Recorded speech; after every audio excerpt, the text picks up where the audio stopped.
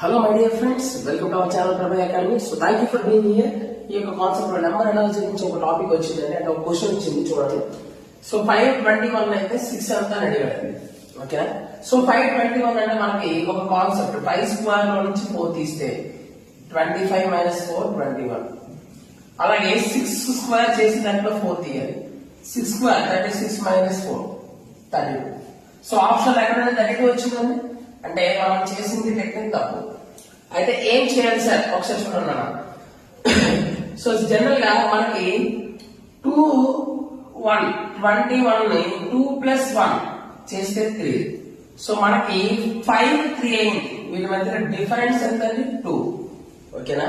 So అలానే 6 చేస్తే 6 వచ్చే నంబర్ ఏదైతే వస్తుందో దాన్ని యాడ్ చేస్తే మనకి డిఫరెన్స్ అనేది 2 రావాలి.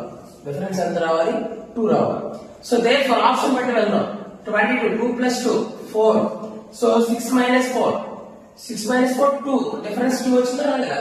సో ఆప్షన్ ఏ అవ్వచ్చు. ఒకవేళ బి చూద్దాం. 2 ప్లస్ 4 6 మైనస్ 6 ఏమవుతుంది? 0 రాలేదు. Option C 2 plus 6 8 minus 6 6 minus 8 minus 2 కాదు. 2 ప్లస్ 8 10 అంటే మైనస్ 4 అవుతుంది. కాబట్టి మనకి ఆప్షన్ ఏమవుతుంది? ఏ 22 ఇస్ ద రైట్ ఆన్సర్. మీకు మన కాన్సెప్ట్ నచ్చినట్లయితే లైక్ చేయండి, షేర్ చేయండి, సబ్స్క్రైబ్ చేసుకోండి. Thank you very much.